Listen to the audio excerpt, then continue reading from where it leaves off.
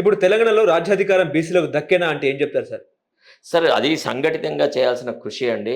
ఇట్లాంటి ఈ కాగిత పడవలను అంటే నమ్ముకుంటే మాత్రం రాదండి. దానికి ఒక నిష్కళంకమైనటువంటి నాయకత్వం కావాలి. నిబద్ధత కావాలి. తర్వాత కొన్ని అంశాల మీద అనునిత్యం పోరాటం చేయాలి. అన్నీ ప్రజాస్వామ్య భరితంగా జరగాలి. అహింస మార్గంలో జరగాల. అంటే ఎట్లయితే తెలంగాణ ఉద్యమం ఎట్లయితే సాధించినామో, తెలంగాణ సాధించినామో అట్లా స్టేచర్ ఉన్న లీడర్ కావాలి. ఇప్పుడు ప్రస్తుతం బీసీల నాయకత్వంలో దాదాపుగా ఏదో పదవులు రాని వాళ్ళ అసంతృప్తుల మీటింగుల్లాగా జరుగుతున్నాయి. ఇప్పుడు ఇటీవల కాలంలో చాలామంది మీటింగులు వరంగల్‌లో జరుపుతున్నారు కూడా కదా! తీన్మార్ మల్లన్న అధ్యక్షత జరిగింది కదా! ఆ! వరంగల్‌లో కూడా సభ పెట్టారు బీసీల సభ. చెప్తున్నా అక్కడ ఎంతమంది వచ్చినారండి తిప్పి తిప్పి కొడితే 7,000 మంది వచ్చినారు. ఆ 7,000 మంది కూడా తక్కువనే. కాబట్టి ఆ కెమెరాలు అటువైపు చూపట్లేదు. అక్కడికి కూడా డబ్బులిచ్చి ఈ అన్ని వ్యవస్థీకృతమైన పార్టీలు తెచ్చుకున్నట్టుగానే డబ్బులిచ్చి జనాలను పోగు చేసుకున్నారు. కాబట్టి అదేం పెద్ద గొప్ప విషయం కాదు. కొంత టైం పడుతది. ఇంకా బీసీలు ఇంకా ఇతర వర్గాలతో పోటీపడి వాళ్ళను ఎదిరించాలంటే చాలా కృషి జరగాల్సిందుంది. అంటే చాలా గొప్ప కృషి చేయాలి. ముఖ్యంగా యువతలో మార్పు రావాలి. యువతలో ఒక ఆలోచన సరళి మొదలగాలి. మేము ఇంకెంతకాలం వెనుకబడి ఉంటాం, మమ్మల్ని ఎంతకాలం ఈ ప్రభుత్వం వంచిస్తది అనేటువంటి ఆలోచనతోని యువకులలో ఒక రాజకీయ చైతన్యం తీసుకొచ్చి, మహిళల్లో రాజకీయ చైతన్యం తీసుకొచ్చి అన్ని కులాలను కలుపుకొని పోవాల. ఇప్పుడు చూడండి ఓ పక్క బీసీల ఐక్యత, ఐక్యత అని చెప్పి మాట్లాడుతూ సడెన్‌గా మున్నూరు కాపుల సభలో పోయి అవును. మల్లన్న గారు మాట్లాడిన మాటలు ఇతర కులాలలో ఒక రకమైన అనుమానం కలిగించే రీతిలో ఉన్నాయి గదా! కొద్ది రోజులైనా ఆయన కుల సంఘాల మీటింగ్‌లకు పోవద్దు గదా! కొంత తన నాయకత్వం ఇతర కులాల వాళ్ళు గూడా యాక్సెప్ట్ చేయాలని అనుకున్నప్పుడు, కొంత కులాలకు అంటే అతీతంగా ఉండాలి గదా! అప్పుడు అతను బ్యాక్వర్డ్ క్లాస్ అనేదానికే కట్టుబడి ఉండాల. అంతే తప్ప ఈ కుల సంఘాల వ్యవహారాలు చేసినందుకే గదా! రేవంత్ రెడ్డిని వాళ్ళు ఎవరు నమ్మట్లేదు. అంటే రేవంత్ రెడ్డి, మల్లన్న ఇద్దరు కలిసి ఈ రకంగా చేస్తున్నారనుకుంటున్నారా? I don't think so. Revanth రెడ్డిని నమ్ముకొని మల్లన చేసినా, మల్లన్న నమ్ముకొని రేవంత్ రెడ్డి రాజకీయాలు చేసినా కుక్కతో కొట్టుకొని గోదావరి తిన్నట్టే. ఇద్దరు అంతంతే. అంటే తెర వెనుక చంద్రబాబు ఉన్నట్టు వార్తలొస్తున్న పరిస్థితి. అవుతది చంద్రబాబు నాయుడుకి అంతేనా? ఉంటది. అంటే ఈ పార్టీని బలోపేతం చేయడం కోసం బీసీలు కూడా గతంలో బీసీ అంటే టీడీపీ పార్టీ అన్నట్టు కూడా అది మాట్లాడుకున్నారు వేరు. కదా! అప్పటి అదే అంటే చంద్రబాబు నాయుడు చేసినాడు ఆ పని. అది స్వర్గీయ ఎన్టీ రామారావు నేతృత్వంలో కూడా బీసీలకు సమానమైన ప్రాతిపదిక ఇవ్వాలన్నాడు. ఆయన హృదయాంతరాళాల నుంచి బీసీల పట్ల ప్రేమానురాగాలుండే. ఎన్టీ రామారావును సజీవంగా చూసిన వ్యక్తి నేను. ఎన్టీ రామారావు గారి పరిపాలన ఉన్నంత కాలం నేను జర్నలిస్ట్‌ని. దాదాపుగా 70% నా కవరేజ్ ఎన్టీ రామారావే. ఓకే. నన్ను ఈనాడు సంస్థ ద్వారా మేము 70% ఆయన కార్యక్రమాలలో మేము పార్టిసిపేట్ అయినాం. ఆ! ఒక విలేకరిగా, ఒక దీనిగా ఆయన అతి దగ్గర నుంచి చూసిన వ్యక్తిని. అది ఎన్టీ రామారావు వల్ల వచ్చినటువంటి ఆ బీసీల పట్ల ప్రేమానురాగాలు కొంత ఆయన వెలుతురులో చంద్రబాబు నాయుడు షైన్ అయినాడు. చంద్రబాబు నాయుడు స్వయంగా బీసీల పట్ల అంత ప్రేమానురాగాలు గల వ్యక్తి కాదు. ఒక రకంగా చెప్పాలంటే చంద్రబాబు నాయుడు కేవలం కులతత్వవాది. ఓన్లీ వాళ్ళ ఓన్ కులం వాళ్ళకే ప్రాధాన్యత ఇచ్చేటువంటి వ్యక్తి. రాజకీయంగా పచ్చి స్వార్థజీవి. తను, తన కుటుంబం అసలు పార్టీని అతను కబ్జా చేసిన విధానమే మనకు తెలుసు. ఎట్లా జరిగింది అనేది. ఇప్పుడు రామారావు గారు నిజంగా ఒకవేళ ఆ రకమైన రీతిలో అతన్ని పదవిచ్యుతుని చేయకపోతే హ్మ్. దేశానికి ఉప ప్రధాని అయ్యేటువంటి అవకాశాలు ఉండేనండి. ఓకే. అనవసరంగా ఎన్టీ రామారావు గారిని చాలా చాలా నానా రకాలైన హింసకు, పీడనకు గురి చేస్తున్నారు. అసలు రామారావు గారి ఆవేదన, బాధ గనుక తెలిసిన వ్యక్తి, ఎవరైనా చూసిన వ్యక్తి, ఆయనతో మాట్లాడిన వ్యక్తులము మాకు తెలుసు రామారావు ఎంత మదన పడ్డాడు, ఎంత బాధపడ్డాడు చంద్రబాబు నాయుడు చేసిన ప్రవర్తన అని. ఇప్పుడు ఇవాళ రామారావుకి పట్ల పూర్తి ప్రేమానురాగాలు గల వాళ్ళు ఎవరైనా గానీ, ఏదో వాళ్ళ రాజకీయ అవసరాల కోసం చంద్రబాబు నాయుడుతో జతకట్టి ఉన్నా, బట్ రామారావు, చంద్రబాబు నాయుడు ఇద్దరిని ఒక పక్కకు పెట్టి, మీరు ఎవరికి ఎక్కువ విధేయులు అంటే రామారావు గారనే అంటారు. ఓకే. అంటే ఇటు బీసీ ఓట్లను ప్రభావితం చేసే అవకాశం ఉందా? రేవంత్ గాని, చంద్రబాబు గాని, తీర్మార్ మల్లన్న గాని? ఎవడేం చేయలేదు. వీళ్ళ వాళ్ళు ఎవరికి లేదు, తరగలేదు, ఊదుగాలేదు, పీరలేదు. తెలంగాణ నెక్స్ట్ ఎక్కడండి?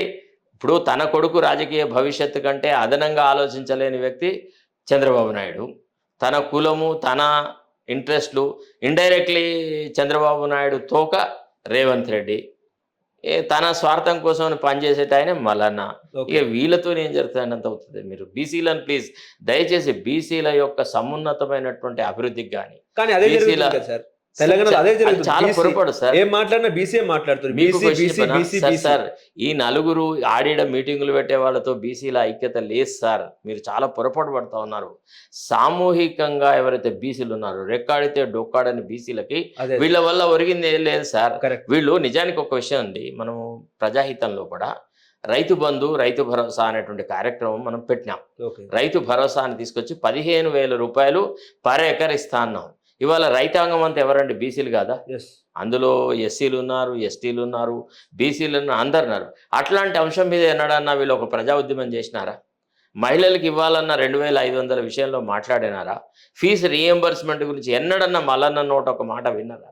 అంటే ఈ బీసీ సంఘాల వాళ్ళు అడపదడప పాపం ఆర్ కృష్ణయ్య గారు ఉత్తరాలు రాశారు తప్ప వీళ్ళు ఎవరు బీసీల యొక్క లార్జర్ చంక్ ఆఫ్ ది బీసీల అభ్యున్నతి కోసం వీళ్ళు కృషి చేసింది ఏంటండి?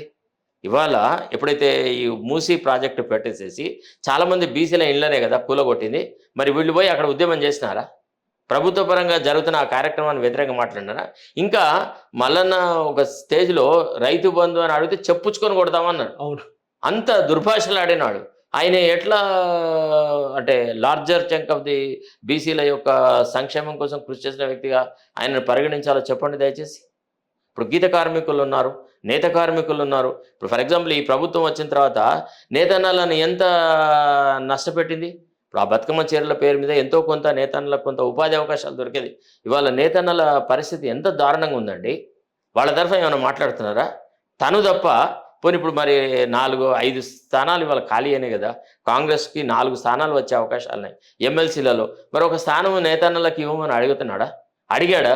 మోస్ట్ బ్యాక్వర్డ్ క్లాసెస్ కమ్యూనిటీస్ తరఫున ఎప్పుడు మాట్లాడినాడు? ఒక విశ్వకర్మలకు కానీ, ఒక నాయి బ్రాహ్మణులకు కానీ, ఒక రజకులకు కానీ సముచితమైన అవకాశాలు కావాలి, వీళ్ళకి ఇవ్వాలా అనే మాట మల్లన్న నోటి నుంచి కానీ ఈ సోకాల్డ్ బీసీ లీడర్ల నోటి నుంచి వచ్చిందా? ఇందులో ఒకళ్ళిద్దరు కొద్దిగా రాజకీయాలను వాడుకొని ఇతర పార్టీలలో వాళ్ళు ఉన్నప్పుడు అక్కడ రాజకీయంగా స్థిరపడ్డ వాళ్ళు, కొంత ఆస్తులు సంపాదించుకునే వాళ్ళు, ఇప్పుడు అక్కడ వాళ్ళకు రాజకీయ మనుగడ లేదు కాబట్టి మల్లన్నకు అధికారం ఉంది కాబట్టి మల్లన్నకు కొద్దిగా నోరెక్కు ఉందని మల్లన్న వెంట తిరిగినారు తప్ప ఇప్పుడు కాంగ్రెస్ పార్టీ నుంచి బహిష్కృతం అయిన తర్వాత కాంగ్రెస్ పార్టీలో అతను భాగస్వామ్యం కాదు అని అంటే ఈ అవకాశవాదులు ఆయన వెంట ఉంటారా? They will also distance themselves from him. ఇప్పుడు కులగణన మీద మీ అభిప్రాయం ఏంటి సార్? కులగణన కరెక్టేనా? చెత్త. అసలు రేవంత్ రెడ్డి ఒక మొక్కుబడిలాగా కులగణన చేస్తున్నాడు. అసలు దేశంలో first ఏ of all, ముఖ్యమంత్రి చేయలేదని ఆ చెప్తున్నారు? విషయం నేనే మొదట చెప్పినాను సార్. మొదట కుల జనగణన సరిగా జరగలేదు, ఇది ఒక తంతు, ఒక ప్రక్రియలాగా జరుపుతున్నాడని మొట్టమొదట రేవంత్ రెడ్డిని విమర్శించి ప్రభుత్వాన్ని నిలదీసింది నేను. ఆ పార్టీలో ఒక వ్యక్తినైనప్పుడు కూడా లార్జర్ చంక్ ఆఫ్ ది బీసీలకి, బహుళంగా ఉన్నటువంటి బీసీలకు అన్యాయం జరుగుతుంది అని నేను మొట్టమొదట మాట్లాడినప్పుడు ఇదే మల్లన్న, ఇదే ఈ బీసీ సంఘ నాయకులు కరెక్టే, సార్ చెప్పేది కరెక్టే, దీని మీద మనం ఒక ఉద్యమ స్ఫూర్తితో పోరాటం చేయాలని చేసుంటే ఆ కుల జనగణన ప్రక్రియలో కొంత మార్పులు జరిగేటివి. ఇవాళ అంత అయిపోయిన తర్వాత కుల జనగణన సరిగా జరగలేదు, ఏదో ఆ కాగితాలు చింపుతాం, దాన్ని గాలబెడతాం, అది చేస్తాం, ఇది చేస్తాం, దానివల్ల ఒరిగేదేంది? ఎన్నడైతే నువ్వు కరెక్టివ్ మెజర్స్ తీసుకోవాలో ఆనాడు తీసుకోవాలి కదా, అంతేనే కదా? ఆ పని ఏది చేయడంలో సఫలం కాలేదు. ఒక రకంగా ఎప్పుడైతే బీసీ కమిషన్ పెట్టిన తర్వాత మేము వాదించినాం దాన్ని. యాక్చువల్లీ అయితే కుల జనగణన విషయంలో కూడా తప్పిదాలు జరుగుతున్నాయి, డెడికేటెడ్ కమిషన్ ఉంటే తప్ప కుల జనగణన సరిగా జరగలేదు, జరగడానికి అవకాశాలు లేవు అని ఆధార్ పార్టీ లీడర్ శేషగిరిరావు నేతృత్వంలో నేను ఒక రిట్ పిటిషన్ వేసిన. నేను వేసిన తర్వాత ఆర్ కృష్ణయ్య గారు రిట్ పిటిషన్ వేసినారు. అంటే సహజంగా బీసీలకు బహుళార్థకంగా ఏం చేస్తే ఎక్కువ మంది బీసీలకు ఉపయోగపడుతుంది అనేటువంటి ఆలోచన వెళ్ళి చేయలేదు. ఎంతసేపు రాజకీయంగా బీసీలను ఎక్స్ప్లాయిట్ చేయాలి, వాడుకోవాలనేటువంటి ఒక థర్డ్ క్లాస్ రాజకీయాలు చేసినారు. కానీ ఇప్పుడు ఎలక్షన్స్ లేవు, తెలంగాణలో ఎలక్షన్స్ లేవు, అయినా కూడా సర్వే అనేది అంత అవసరమా? బీసీల రాజ్యాధికారం ఒక్క విషయం అండి, చెప్పండి. ప్రభుత్వ పరంగా జరిగేటువంటి సంక్షేమ కార్యక్రమాలను వాళ్ళ జనాభా దామాషా పద్ధతిలో కూడా వాళ్లకు నిధుల కేటాయింపు, వాళ్ళకు అధికారంలో సముచితమైన గౌరవం కల్పించాలన్నప్పుడు కుల జనగణన అనేది మస్ట్, దాన్ని జరపాల్సిందే, కుల జనగణన జరిపి తీరాల్సిందే. కాకపోతే ఎంతైతే గంభీరంగా కుల జనగణన పట్ల రాహుల్ గాంధీ గారు ఒక అభిప్రాయం వ్యక్తం చేసినారో, రాహుల్ గాంధీ గారిని వంచడానికే రేవంత్ రెడ్డి థర్డ్ క్లాస్ రీతిలో కూడా కుల జనగణన జరపడం మొక్కుబడిగా చేసినాడు సార్. ఒక రకంగా he has cheated Rahul Gandhi in a way. I tell you, Revant Reddy has cheated Rahul Gandhi and the party high command by conducting this caste census as an eyewash thing. అసలు మీ He is అభిప్రాయం not serious. అసలు మీ అభిప్రాయం ప్రకారం తెలంగాణలో బీసీలు ఎంతమంది ఉన్నారంటే ఏం చెప్తారు? మినిమం 65-70% ఉండే అవకాశాలు ఉంటాయి సార్. అంతేందుకు సార్, ఇప్పుడు బీసీలు ఎంతమంది ఉన్నారు అని మనం కనుక్కోవాలంటే దీనికి కుల జనగణన అక్కర్లేదు, ఏది అక్కర్లేదు. ఒక జాతర జరిగేటక్కడికి పోండి, లేదా ఒక పండుగ జరిగేటప్పుడు పోండి, లేకపోతే ఒక అంగడికి పోండి. మీరు ఎక్కడ ప్రజలు బాగా లార్జ్ చంక్లో గుమిగూడే ఏ ప్రదేశానికి పోయినా 70% మంది బీసీలే ఉంటారు. మీకు 10% కూడా ఎఫ్సీలు ఉంటారు.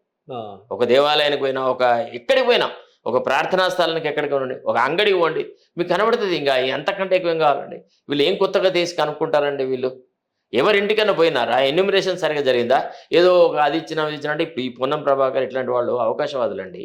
ఓ రకంగా రేవంత్ రెడ్డికి అనుకూలంగా మాట్లాడకపోతే మంత్రి పదవి ఉండదు కాబట్టి మంత్రి పదవి కోసం మాట్లాడుతున్న వాళ్ళే తప్ప వీళ్ళు they are not committed to BC welfare. I'm sorry. Okay.